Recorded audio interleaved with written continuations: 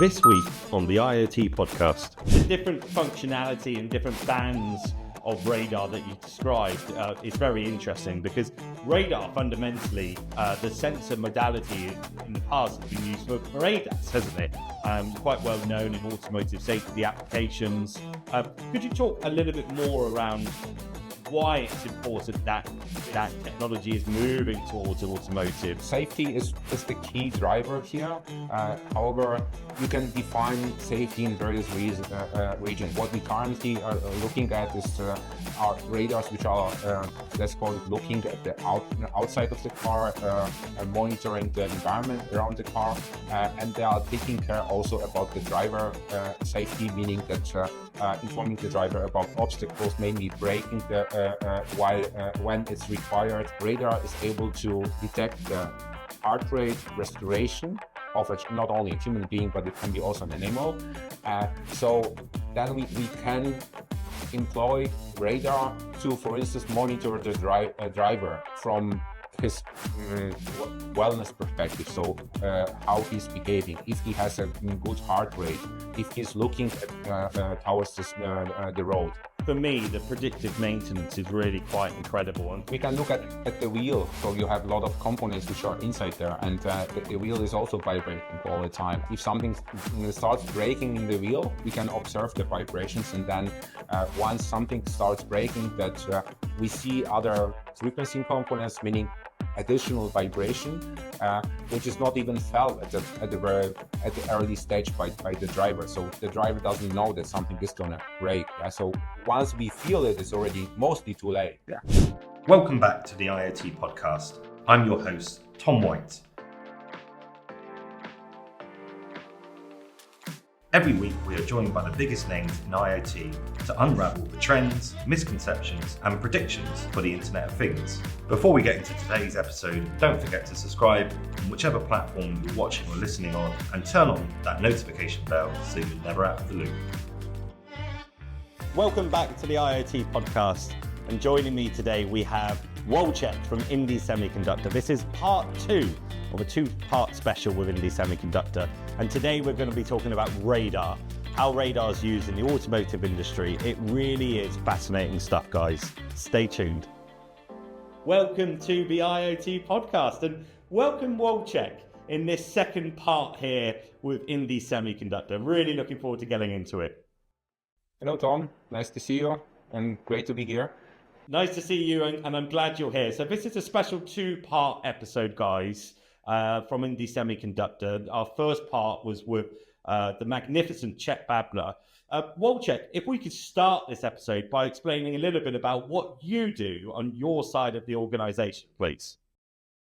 Yes, so me and my team are focused on radars. So I'm representing here Radar BU out of Indie Group, and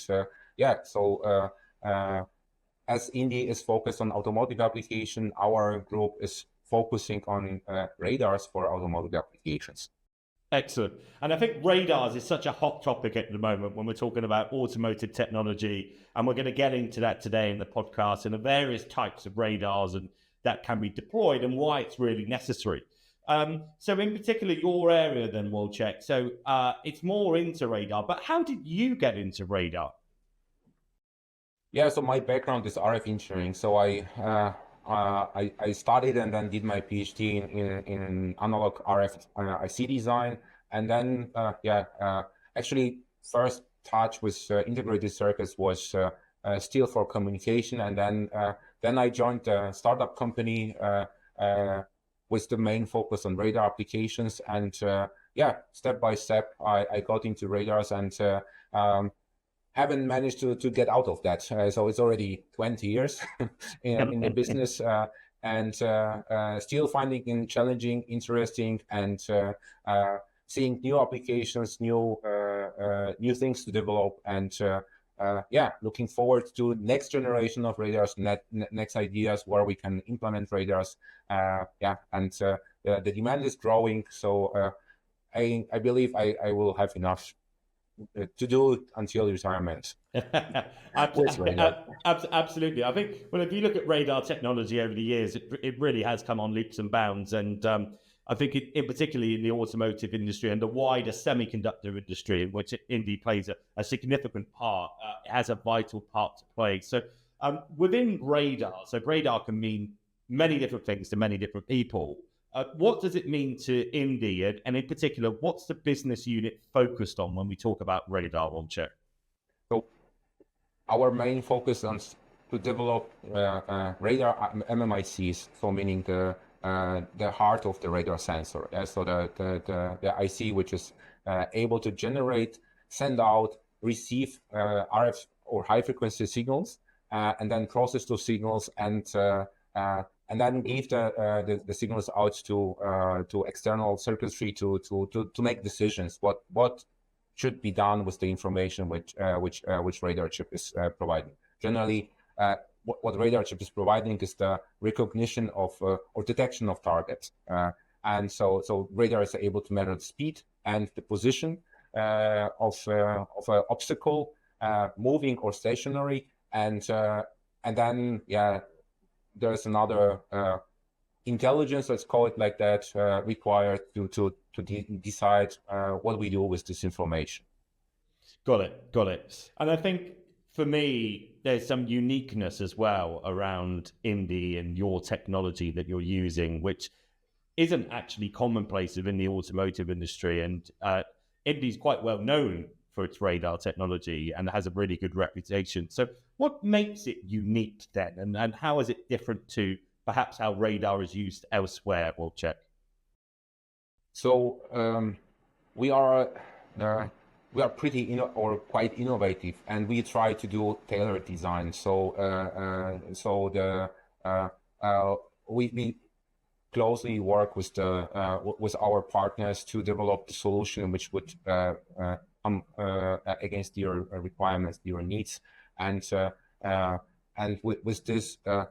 We try to be as innovative as possible. So we come up with new solutions. Not only look for standard off-the-shelf or state-of-the-art technologies which are used for radars. We're looking also way ahead and looking at very high frequencies or higher frequencies beyond the standard state-of-the-art 77 to 82 gigahertz band, but looking at higher frequencies which open new possibilities. However, the designs or development of radars for that high frequency is also challenging. So that's where we try to be the first in the market, and gives us certain we can create certain space or even have an influence on what is going to happen there. So what we do at Indy, we also look at not only state-of-the-art frequencies or frequency range state-of-the-art radars. We try to develop we look at the new opening bands which enable us providing new solutions, adding quality, adding value to current radars, and also making new paths on the radar market. Excellent. Yeah. Thank you for explaining that, Wojciech. I think the different functionality and different bands of radar that you described is very interesting, because radar fundamentally, the sensor modality in the past has been used for ADAS, hasn't it? It's quite well known in automotive safety applications. Could you talk a little bit more around why it's important that this technology is moving towards automotive? Because there's a safety aspect, but other aspects that we should consider with radar technology. Yeah, so safety is the key driver here. However, you can define safety in various regions. So what we currently are looking at is our radars, which are let's call it looking at the outside of the car, monitoring the environment around the car, and they are taking care also about the driver safety, meaning that informing the driver about obstacles, maybe braking when it's required, and then the next path or the next applications, what we can look at is having a look at the interior of the car. What can be reached there from safety point of view. So we have passengers in the car, and radar is able to detect the heart rate, respiration of a human being, or not only a human being, but it can be also an animal. So then we can employ radar to, for instance, monitor the driver from his wellness perspective. So how he's behaving, if he has a good heart rate, if he's looking towards the road. And that opens quite a vast number of applications, and most of them are generally safety related. You can connect them also not only to safety, but also to comfort. But safety, finally, it comes out also that safety is playing major role here. So starting with the very basic application is like presence detection. Yeah, so it's now compulsory to install sensors which would detect baby which is left in the car. Yeah, so there have been many cases where somebody simply forgot about the child, and it can happen. It can be pretty dramatic as a consequence of leaving, for instance, a child on the parking lot in full sun. So that's the first safety applications, one of the first safety applications. But then we can look at so more sophisticated radar can, for instance, monitor the driver. So taking the heart rate and respiration, and looking at those signals, or intelligence which is built in the radar sensor can estimate the condition of the driver. Yeah, so if he's sleepy, if maybe he's about to get heart attack, so that's one of the applications. Then with the radar, it's also possible to look at the position of the driver. So in case of an accident, then airbags can be deployed accordingly. Yeah, so that's also very important application from safety point of view. Thank you, Wojciech. That's an in-depth answer. I think for me, it blows my mind how much radar can be used aside from what most people perceive it to be used around the ADAS system or proximity to other cars and the external use. But to know that you could do passenger monitoring, vital signs, positioning, and from a comfort perspective, it really is quite fabulous. And to do that with some degree of accuracy. I think everyone's driven a car for a period of time where it might pop up on the infotainment to say, take a rest or whatever. But with this, what you're saying is that it's possible to actually look to see if there are some signs from the driver which suggest that maybe a rest is needed, or there may be some worry. And that really is quite fabulous, isn't it? Yes, it is. And it goes even farther. There's still a lot of research done, and one can, for instance, detect or estimate, for instance, epilepsy attack way ahead it really happens. And the same can be with the heart attack. Yeah, so that's also giving the information way ahead or way ahead it can happen. And we have to imagine that we have a car on the road. It can be highway. The car can drive really fast, and here in this case, every second matters. Yeah, so and very often the driver is alone in the car, so there's not even another person by which is able to help. Yeah, so that's that's really innovative and can be really huge improvement from safety point of view. But safety in this way that it's the radar will take care also about the passengers inside and also the people driving around. Yeah, because we have generally a car which can be out of control in very short time, and moving also very often very, very fast.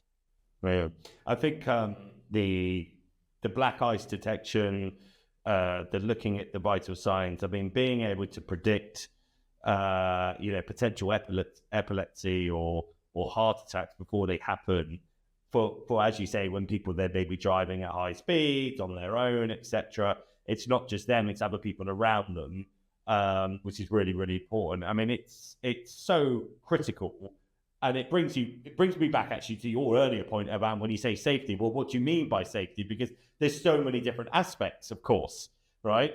And it's not until you really get under the skin do you really see how vital this is. And it's really quite impressive work that the guys are doing at Indy, that your teams are working with this, because this is life-saving technology that can be deployed, and it's absolutely critical, isn't it?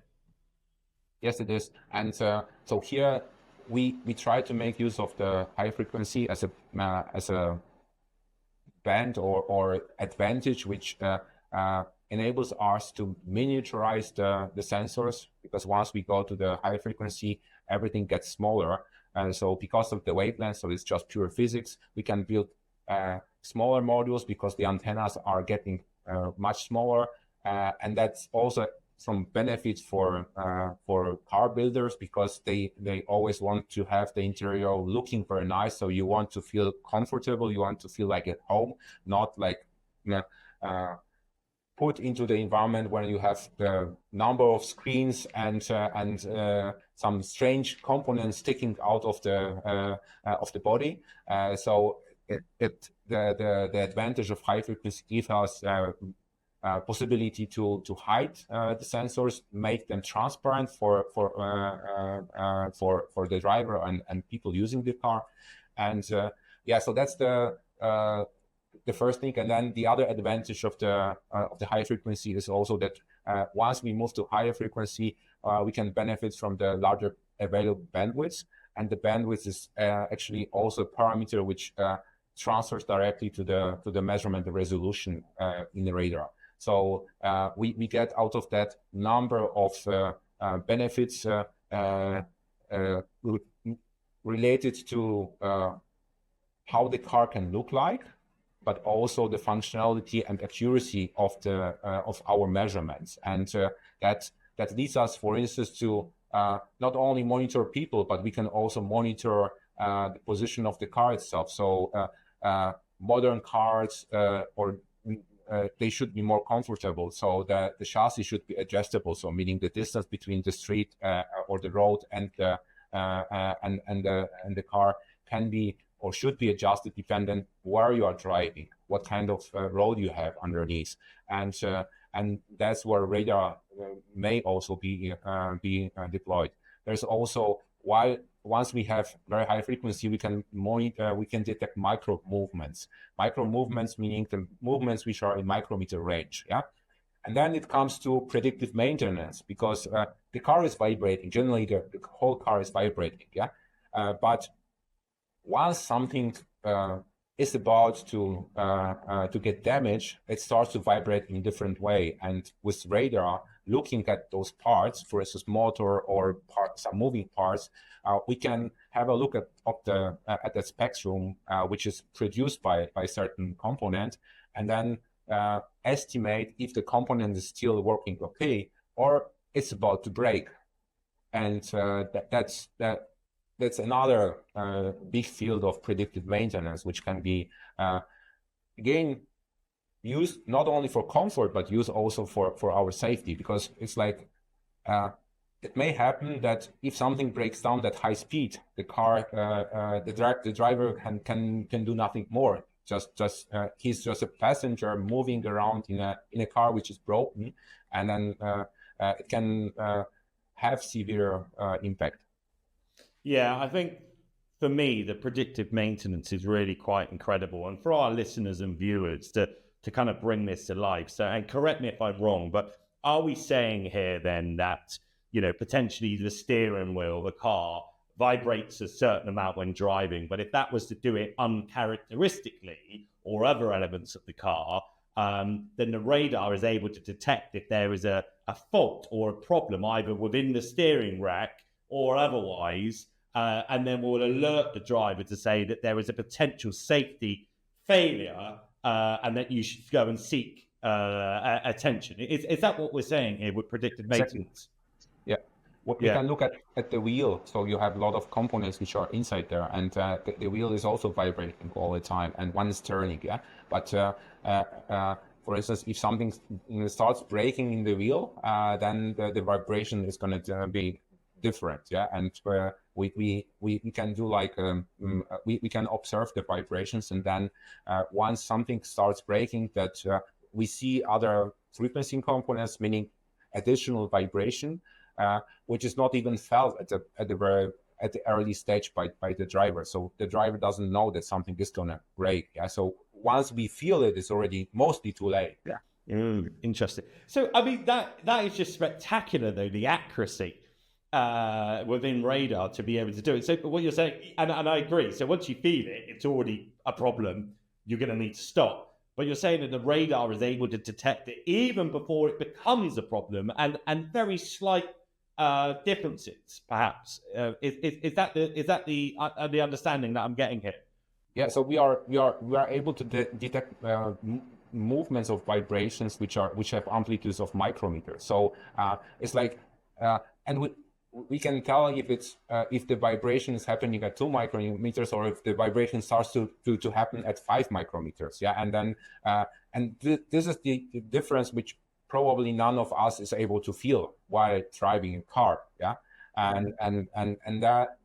but radar is able to detect that, and with this you get enough information to the central unit to make decision and.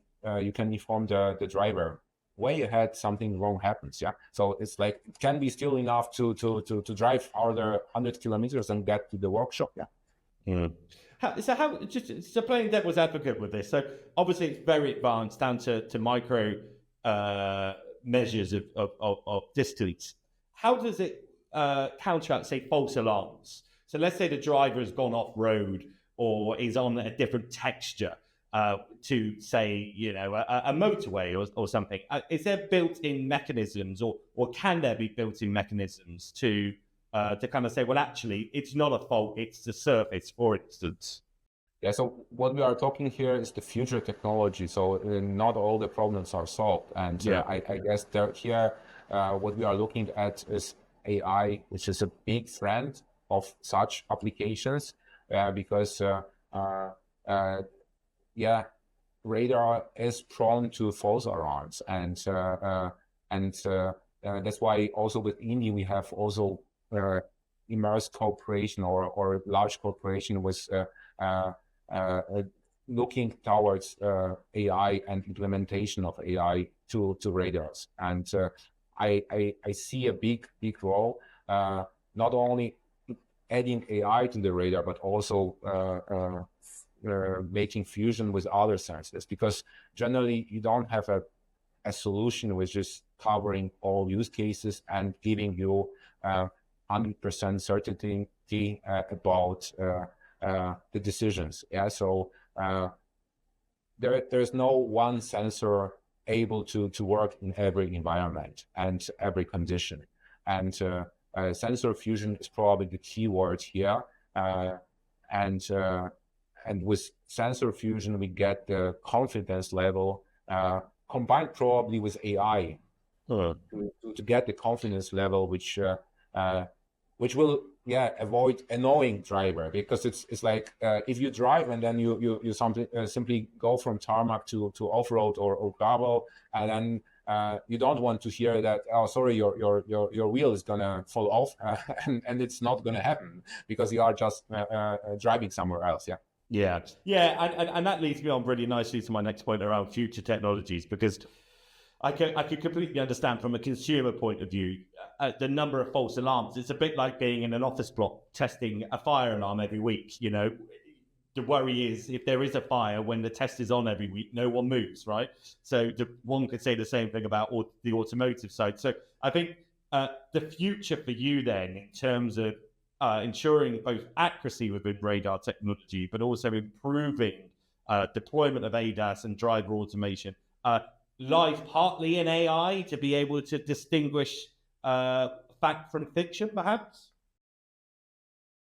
Yes, and so it's like um, um, as I mentioned, so we have to look at different technologies and try to make use of those technologies and combine them. Yeah, uh, uh, and I think that that the message here should be is like, as much as I like radars, I would say it's not the only sensor technology which has to be involved in or implemented in the car or generally in for every application. So there are applications where so to get to the safety requirement or safety level requirement, which has to be reached by in automotive market, that we have to have different sensors to get different point of views on the same condition or on the same case. Yeah. So I think for me, it's a really exciting time in the future with the technology and how it's going to be developing. And there's a couple of other things that is worth bringing up here. So obviously, driving costs and power consumption down, both within the sensing solutions moving forward. And India working on things like that at the moment to do that, right? Is that one of the primary concerns clearly from manufacturers in making this more cost effective, but also consuming less power in general? Yes, it is. So it's a major optimization point, I would say. Yeah. So power consumption is like it's. Once you look at the single sensor or single MMIC, it may not sound very severe, but what we are looking at finally is a sensor set. So so the car currently uses at least 5, or generally we are looking at 5 radar sensors per every car. Yeah, and that's exterior only. So if you add an interior, maybe you need 1 or 2 even for interior. Then if you are looking at predictive maintenance, maybe you would add a couple of those there.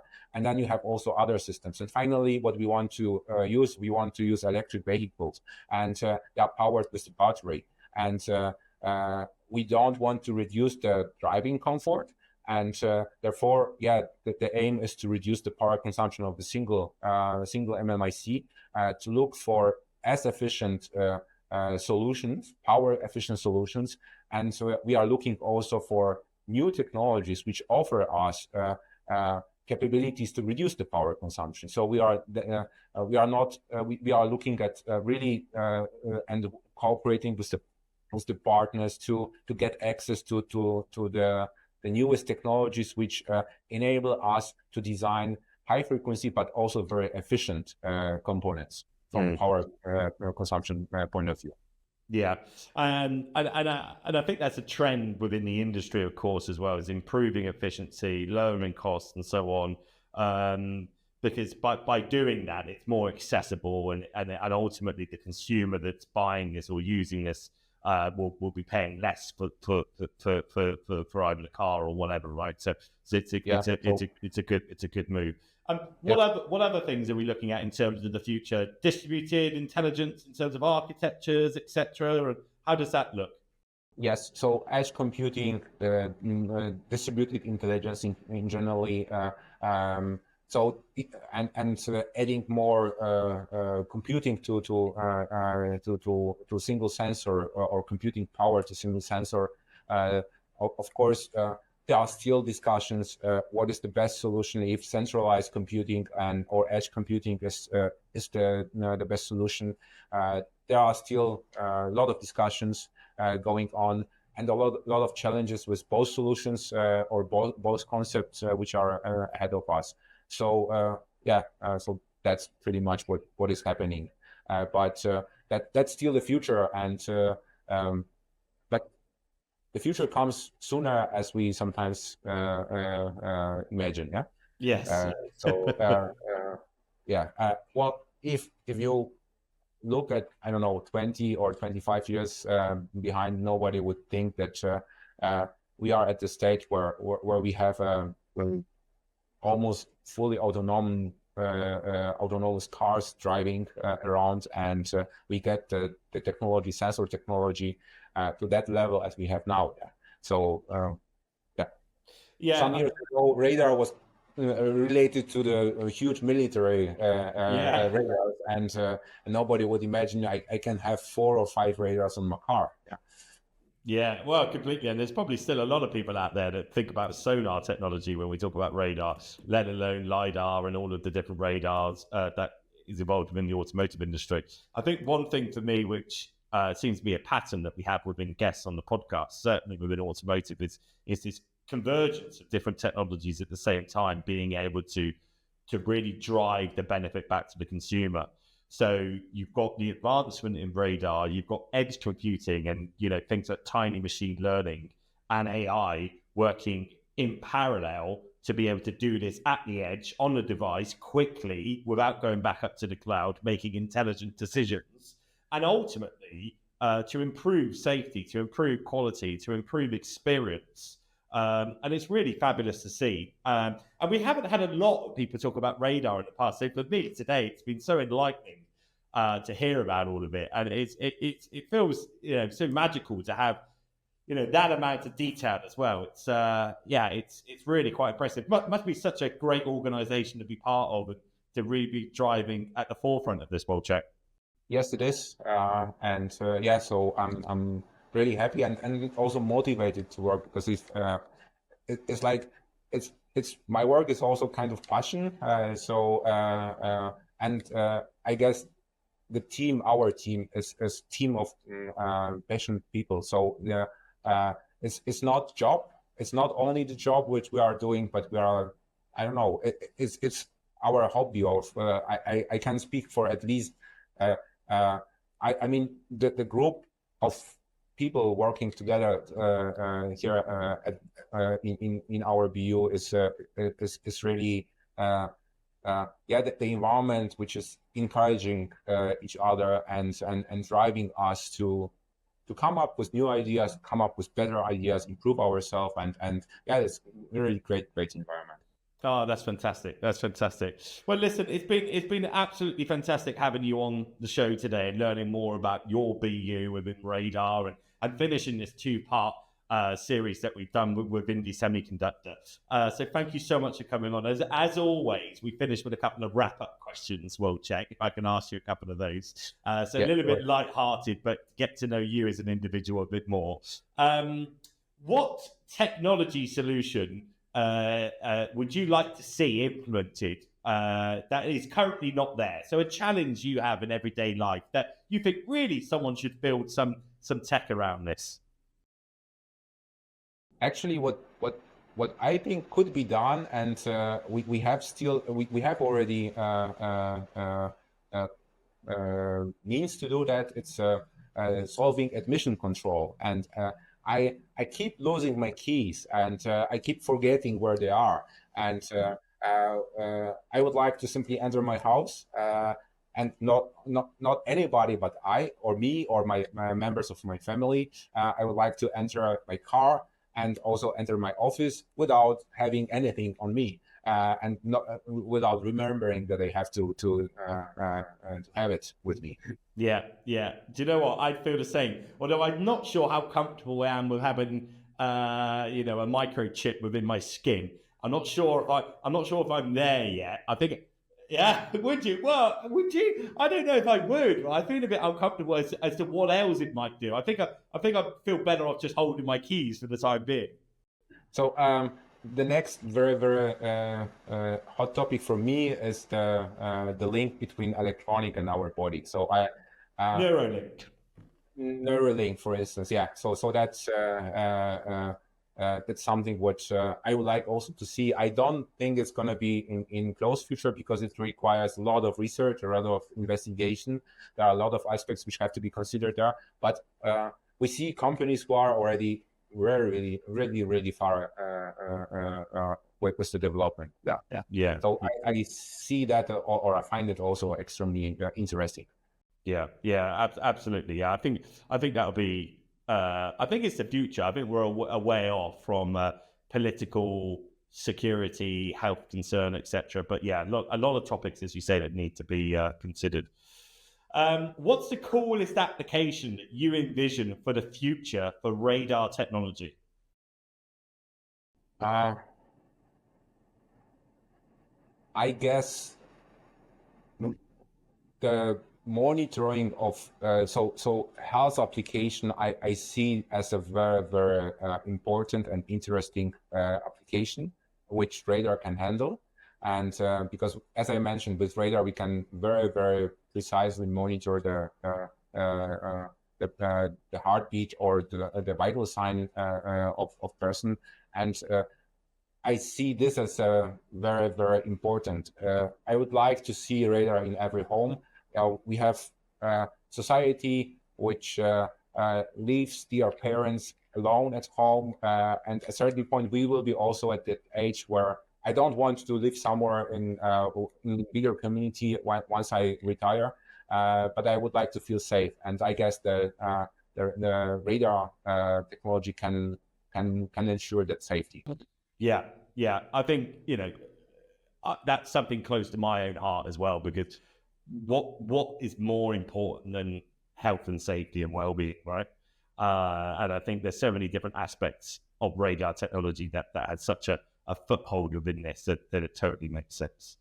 And finally, Wojciech, what is a book, movie, or song that sparks your inspiration in life?